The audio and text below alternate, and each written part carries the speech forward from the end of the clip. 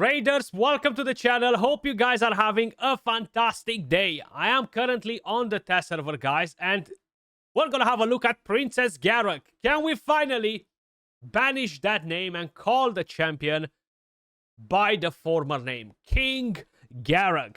Now, this champion got a buff, guys. The patch will be live in-game, most likely on Thursday. So overall, he's a pretty bad champion, okay? As he is at the moment in game, he kind of sucks. That's why I'm calling him Princess Garog. Now, if I'm not mistaken, he did got a buff in the past a while ago, but still that was just not enough. And he wasn't really hitting hard. He doesn't really bring anything special in particular to the game.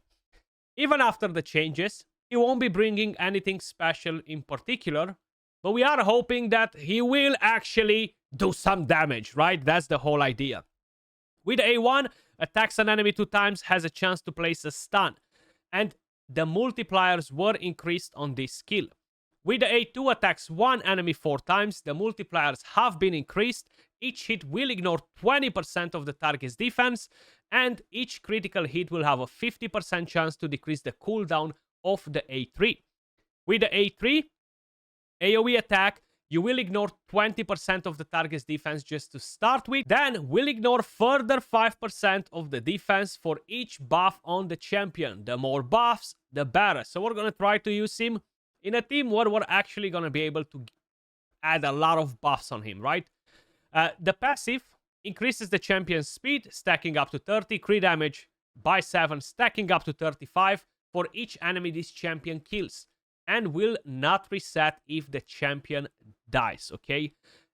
Whenever an enemy champion is revived, fills this champion's turn meter by 30% for each revived enemy. Then places an increased attack buff and an increased crit damage buff on the champion for 1 turn. I can tell you one thing, AoE revivers, watch out. Marichka, watch out, because when she's going to revive, this bad boy will instantly take a turn, guys. And he can actually wipe the rest of the enemies, which can be really, really nice. So we're going to play him out, see what we can do with the champion. His base stats are not bad. He has almost 1.6k attack, right? Which is actually pretty decent. Now, as I mentioned, I am on the test server, guys. Let me just quickly share the build that I have on him. So I actually gave him the gear from my Lazarius. I gave him Stone Skin and Savage. And he does have good stats. I'm not going to lie. It's not really necessarily an average build. It's a bit more over an average build. But I do have a 5-star blessing. So the 5-star blessing will give me tons of extra attack, tons of extra crit damage, which are really, really enhancing the stats on the champion. We have 8,000 attack, 2.7k defense. Pretty fast because I have my Lazarius built for live arena, so moving the gear on from him made him go at 268 speed. Full crit rate, 338 crit damage. Now, the blessing on its own gives me 750 attack, 38 crit damage, which are really inflating his stats, but that doesn't matter. I want to see how he compares with the rest of the damage dealers that are in the meta. I want to see if he can do damage even in the Hydra, maybe. Yes, he can do damage on waves, most likely. Masteries, offense, defense. I tend to don't get Ruthless Ambush on my champions, to be honest. And that's mainly because you're not going to one-shot them in the first go. You might hit reaction. They might have Stone Skin. So this will get pretty irrelevant. So I tend to get Life Drinker on them instead. So I give them a bit of HP back when they deal damage. But Helm Smasher S tier 6 with the Savage, with his skills, we're going to ignore quite a bit of defense. So we should be seeing some nice damage. As a blessing, we have Haven Cast. There isn't anything else really that makes sense on the champion. So first we're going to go on the waves, guys. The champion is fully booked. You have everything on him maxed. Before I showed you the champion from the index. I know sometimes people have no idea what I'm showing them, and they are like, Skratch, your champion is not booked. Yes, he is booked. Don't you worry. That was the index. They're not booked in my index. But heading over into Stage 23, Dragon Slayer. That's where we're bringing all of the damage dealers. just to kind of like give us an idea if his damage numbers are looking good or are not. So we have defense down, weaken almost on everybody. And I want to start directly with this. Ignores 20% of the target's defense. I have 3 buffs. That's an additional 15% ignore defense. 35% ignore defense from here. We have the Savage. And of course, if Helm Smasher will proc, that will add up quite a bit. So let's see the damage. Can we one-shot these noobs here? Yes, we can. Beautiful. So that's what you want to see. A champion that cannot one-shot the waves on stage 23 sucks. His damage sucks. And maybe he has an interesting passive that will scale his damage in arena, and that's something that we cannot reproduce in here.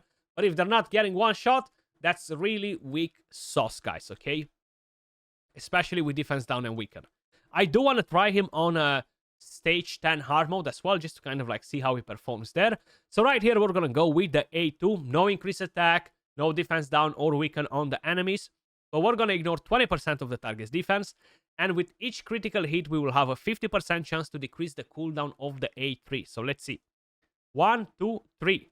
We decrease the cooldown by 3 turns. We should have that skill available now again. That's actually pretty nice. Definitely pretty nice. So we can gain the increased attack. And we have the AoE available. No defense down and weaken on the enemies though. 213k, 185. I think it's pretty good damage considering that we had no defense down and weaken. I do want to see how much damage he's actually going to put on the boss too. I feel like that's important. Is he good versus bosses? He's not. So counter attack right there. And let's take the final mob down. Beautiful. A moment of truth. Can we deal damage versus bosses or not really? I'm not going to go with the A2. I want to apply defense down and weaken first. So let's see. Bring the pain. Bring the pain, Princess Garog. Or we can finally call you King Garog. So A2 ignores defense. Let's see. 114, 132, 137, 111. So 500k damage with the A2, more or less. Pretty good. Actually, it's not bad.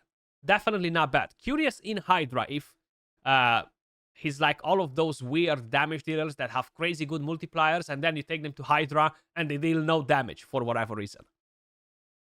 We had 318 right there with the A3, guys, which was definitely not too bad. So let's put it on Oro. Now I want to see all the damage at the end, you know. 138, 138, that was the A1, pretty good. 111, 140, 120, 137 with the A2. 172, 137 with the A1. King Garog making a comeback. 135, 178. 126, 125, 135. 4.7 million damage from King Garog. That's it, guys. We can get rid of the Princess Garog and bring in the real deal. King Garog. The damage is definitely much, much better. I really want to see how are we doing on the waves on stage 10 hard mode. But I will make it with a twist. I will basically bring in Necret just to gain in more buffs. I'm going to take Arbiter out. I'm going to bring in Arbice to give me even more buffs. So this should put me off like what? 8 or 9 buffs. So we're going to ignore tons and tons of defense. So we have 6 buffs directly. And we are bringing in 7 buffs. So right now with the AoE attack, guys, we have 7 buffs, if I'm not mistaken, yeah. 35% ignore defense, plus 20. 55% ignore defense, plus the Savage set. And then if Helm Smasher procs, let's see, can we absolutely demolish them? Now, the passive, of course, is not proccing just yet. We're not gaining that extra crit damage because we need to kill them. But I'm curious to see the damage. Ooh, we actually killed 3 of them. So yes, guys, I can say it with confidence. His damage is definitely much, much better. And now he is a pretty solid damage dealer. But he's just a damage dealer. He doesn't really bring anything else to the table. Some of you guys might not be happy just with that. He doesn't ignore Stone Skin, Unkillable, block damage, increase defense, shield, strengthen, And I don't know what else I forgot, but he doesn't ignore all of that. So in the current meta, I feel like it's definitely pretty important to ignore at least a few of them. If you don't ignore Stone Skin. Yes, you can bring in different champions that can strip the Stone Skin. You can bring in Odin. You can bring in Marius. You can bring in different champions that might drop that Stone Skin from the enemy and have him go after, or let them take a turn and have him go after. But we're going to see what he can do in Arena. Then we're going to quickly give it a go in the Hydra Clan boss. So let's refresh right here. We have Tyraku. We have the Night Revenant duo. We have Sifi. We have UDK. Very curious, actually, to see how are we going to bypass that UDK in here. Stone Skin and more Stone Skin. Let's get the buffs up and running. Let's try to lock them. We haven't removed the Stone Skin from Ancora, which is fine. But I will go full ham with the AoE attack. So I have 1, 2, 3, 4, 5, 6, 7 buffs, 35% plus 20, 55% ignore defense. King Garog! Is he taking down King Narses, or King Narses is still the better king? Oh no, baby. Oh no, baby. King Garog absolutely annihilating him. So we're going to do an ally attack. That was a good AoE though. That was a good AoE. So I do think that he can definitely smack. I do want to try Victor Tess with Marichkas. We're going to see how he performs there. And you see, when the enemy revives, he's going to take a turn. Right now, we have tons of buffs, but we cannot use the A3. We're going to go in with the A2, a quadruple hit. If this doesn't kill Ancora, I don't know what we'll do. 73, 50k, only 2 hits. The other 2, no need to proc. So 123k damage with the A2. And you can do double of that. So it's safe to say that you're going to one-shot pretty much any support champion in the game with those skills. And what's good about him is him being an amazing counter to Galatir. Galatir's passive procs, right? When you deal damage. So if you have 4 hits like this one, you're going to do 1. You're going to do 2. You're going to proc the passive. He's going to heal. But then you still have 2 more hits to wipe him off. I don't think we have any Galatirs on the test server. I don't think so. But either way, let's look for the Kraken himself, Victor Tess. Where are you hiding, buddy? Where are you hiding? Come on, wherever you are. There we go. Victor Tess, the Tarichkas. He always has good gear. He always has good teams. So very curious to see what we're doing here. Stone Skin and Bolster. Okay. I do hope that we're going to remove that Stone Skin from Marichka, though. No, we are not. Okay. Is she going to take a turn, please? No. So what I can do right now, is do this. Kaput, okay? We just killed them. Taras, of course, he survived because of the passive, but we almost got him down as well. Look at his HP. And the other champions died. So what I'm going to do right now, I'm actually going to kill Taras with the ally attack. And that's fine, that's fine. Ah, petrification. I gotta wait now. I cannot do enough damage when she has petrification. And I won't have increased attack, most likely, will I? I want to use this skill. Okay, I want to use this skill. Check this out. We kill Marichka with the A2. 1, 2. We decrease the cooldown. Everybody revives. We're getting full turn meter. We should be taking a turn before them. But seems like, okay, we're not taking that turn. 30% per champion. 30% per champion. We're supposed to take that turn. Whenever an enemy champion is revived, fills this champion's turn meter by 30% for each revived enemy. So maybe that Warlord is like 400 speed. And Marichka revives with how much turn meter? 70% or something like that. I can't really remember. So let's just say that it makes sense that that Warlord overlapped him. But either way, we have the skill available, and now you can just wipe them. So I think you can do some very, very funky things like this. Of course, it won't be for top 5 Platinum Arena, but I think we can definitely do some funky things with King Garog now. Let's try to find a couple of more different teams as well. Not to mention, he's an amazing counter to Rotos. He's a very good champion, basically, to help you deal with Rotos. Quadruple hit. Even sometimes you encounter Rotos with a Word of the Fallen Blessing, like this one right here, and a shield. So what happens is you're gonna have such a massive damage reduction versus that Rotos that you're just not gonna kill him with your hits usually, right? And that's a problem. So let's see if this will solve our problem or it will not. So 4 hits. Let's see. 1, 2, 3, 4. Even with reaction, even with Word of Fallen, even with the shield, we still took Rotos down. So I do think that he might be one of the best counters to Rotos, together with Krutraxa and other similar champions. And the whole idea is, sometimes I'm going in with Narcissus. Double hit, Word of the Fallen, he doesn't die. He takes a turn, he wipes all my team. Sometimes I'm going with other champions that multi-hit.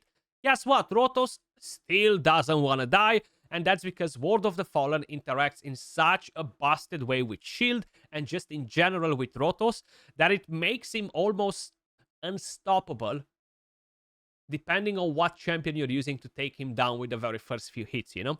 So I think that King Garog can be good versus Rotos. As I mentioned, I'm not trying to sell you this champion as the #1 damage dealer. I'm not trying to sell you this champion as, oh my god, he's gonna change your account.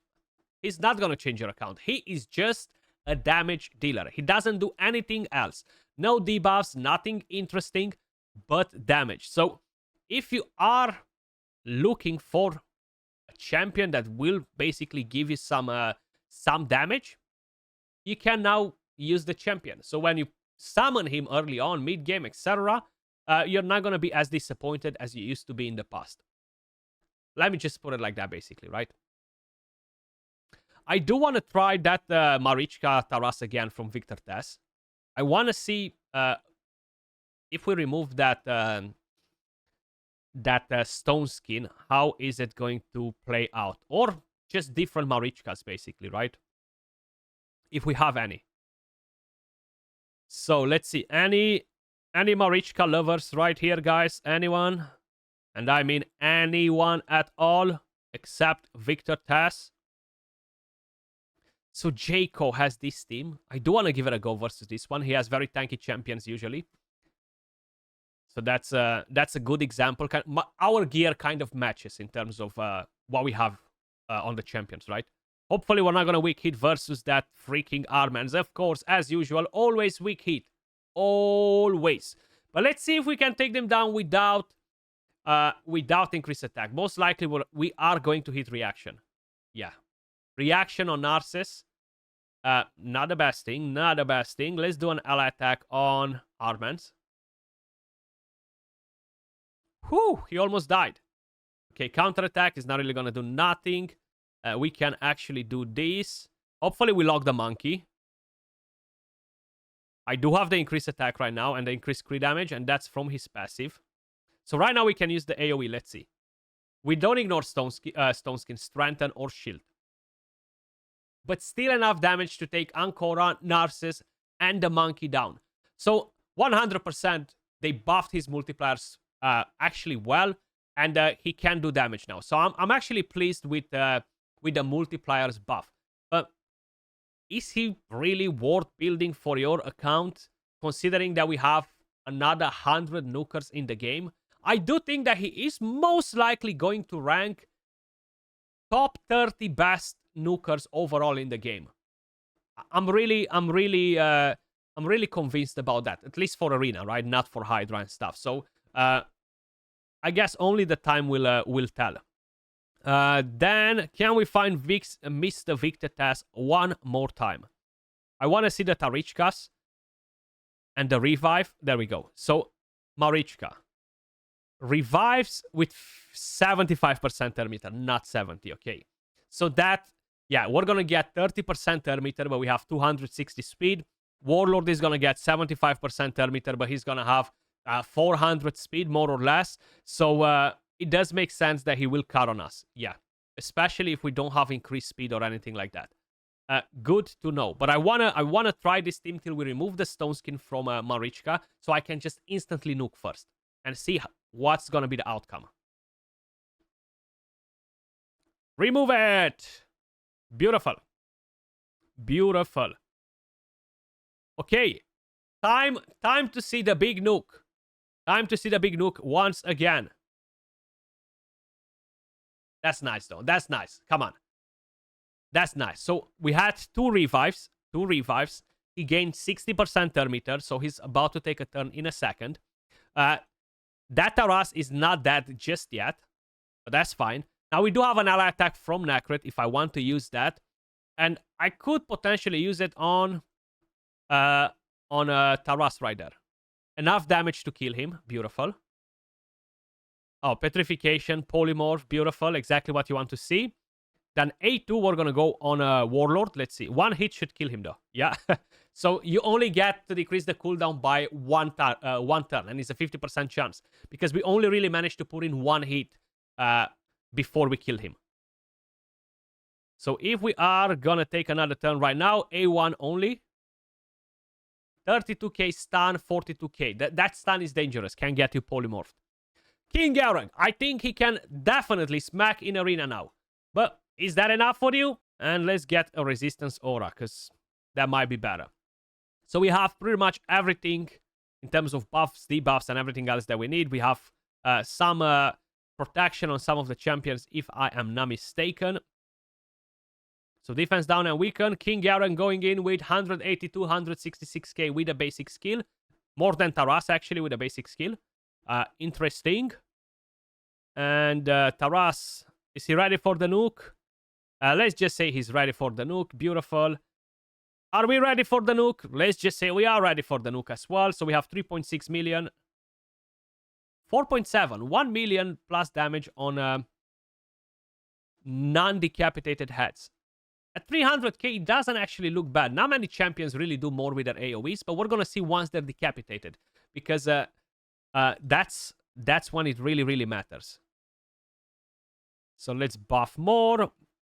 Tons of buffs right now. He's going to ignore literally 100% of the target's defense. I want to go with the A2 versus this head right here. So let's see. 1, 2, 3, 4. Around 200k per hit. So that's almost 1 million. 800k on a non-decapitated head, more or less, depending on which one you're attacking, of course, with his A2. Not bad. Not bad, not bad. And I need to put that defense down and weaken. So I'm going to try to get ahead of Mischief down. Let's see. 1, 2, 200k, 171. That's fine. Okay, we apply the pressure. We've put the debuffs. We drop the thermometer. Beautiful. One more dead. And now we can go in with the AoE. I don't have defense down and weaken on everybody, but that's fine. So we have 10 million damage. Let's see. 1.3 million. Yeah. It doesn't feel great for Hydra. Like, I'm literally ignoring so much defense. I'm probably ignoring 100% of the target's defense. I have the Great Hallmax, which gives him additional stats. I have tons of buffs on him. I have 1, 2, 3, 4, 5, 6, 7 buffs. Maybe I had more before when I used the attack. He already ignores defense. He already has Savage. He already has Ham Smasher. So I would expect more higher numbers from the AoE attack, to be honest. Taking all that in consideration. 600k, that was not bad. And that was with a basic skill, I think, right? Is he taking a turn again? Let's do that. Come on, take one more turn, please. Don't spawn before he takes a turn. Okay, beautiful. So we can go A2 on this decapitated head now. Perfect. And I have increased attack. That's all that matters. The number of buffs is not important here. So let's see. 580, 542. And he stopped. Where are the other two attacks? Huh? What? Huh? This should not happen. Why is that happening? It's like an ally attack. It's like any other champion using the skills.